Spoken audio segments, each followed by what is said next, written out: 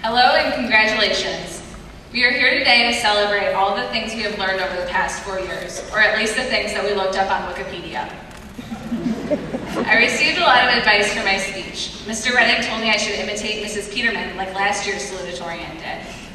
My friends told me I should choreograph my speech with obscene hand gestures, and my parents told me I shouldn't say anything political or anything that would likewise embarrass them. In the end, I decided to just talk about what I have learned in my years at the exempted village of Perrysburg, Ohio. I started kindergarten on August 31st, 1995 at Fort Meigs Elementary School. That's the one where the lockers are made out of gold and the kids eat caviar at snack time.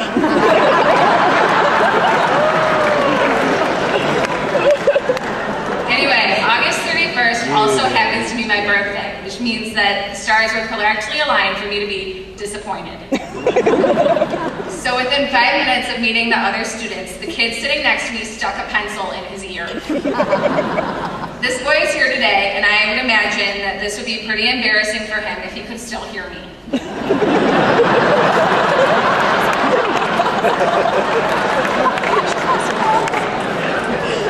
At the end of the first day of kindergarten, I went home and I thought, wow, I cannot wait to graduate.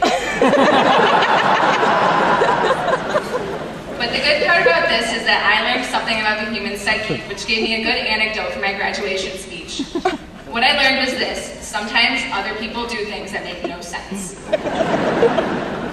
I used to think that this was something we would grow out of, but I've met some adults who do things far less rational than try and dig out their eardrum with a writing utensil. I will hope you will all become those annoying people who never make any mistakes, but I'm starting to think that it's more fun to get a B every once in a while. As Mr. Southwood says, take a risk, your courage will grow. The next year in first grade, I learned another important life lesson. My teacher was gone for the day, and we had a substitute who had a minor anger management problem. First of all, I have to explain that I was the second best behaved student at Fort Meigs Preparatory Academy. The first was Mallory, of course. Now, most of you in the audience are probably familiar with the pulling card system of punishment. It's like striking out in baseball. First you have your green card, which means you're safe, for now. Then you have a series of cards in the middle, which means you're kind of getting on your teacher's nerves. By the time you get to 5th grade, it's green, yellow, red, but in 1st grade there are shades of orange and magenta and hues thrown in there too. And once you get to the red card, Miss Trunchbull sends you to the choky. So the substitute writes a word on the board without giving any instructions, and so I started to read it out loud, and the sub flipped out. She said, "You in the sailor dress, I saw that, pull a card." I have never in my life felt so ashamed. And the worst thing was that every time I looked at the cerulean card under my name, I remembered all of the injustice in the world. And I thought to myself, someday I will make things right for all of mankind. That being said, I hope everyone in here has had at least one experience that makes them absolutely furious enough to change what is wrong with our planet. So now I'm going to fast forward a few years. In this time, we all developed juvenile arthritis in our knees and asbestos poisoning at the mountain climbing training facility known as the Commodore.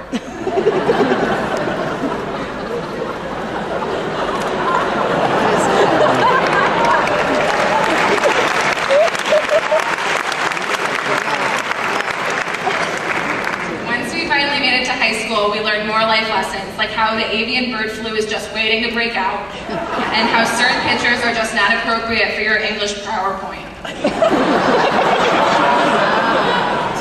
I should probably use this speech to make myself sound kind of cool, but let's face it, I'm the Salutatorian and I went to economics camp last summer.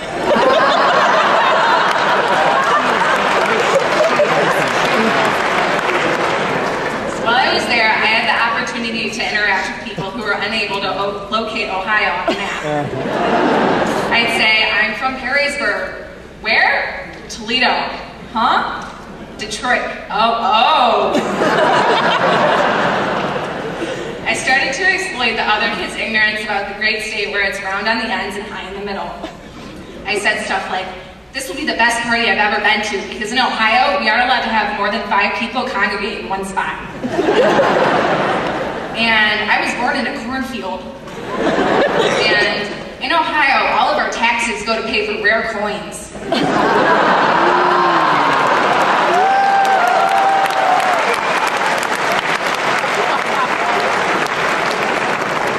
Despite the fact that I've been waiting since August 31st, 1995 to leave Perrysburg, I started to realize that there were actually some pretty cool things about our town. First of all, no other town in America still thinks that the War of 1812 actually mattered. Secondly, other schools just do not care about senior traditions the way we do. Some of us will move to faraway lands next year, like Bowling Green and Columbus. But the greatest thing I've accepted is that even if you leave Perrysburg, you cannot escape. I call it the Perrysburg vortex. You could be at the North Pole and you'd realize that giant Sasquatch approaching you from the distance is Mr. Short. Everything you've learned here will follow you wherever your life may lead, and you will never be able to forget all of the weird people you've met here, like the kid with the pencil hanging out of his ear. I wish you all the best of luck with your endeavors, but I kind of get the feeling that we'll be running into each other again sometime. So I'll see you at the North Pole.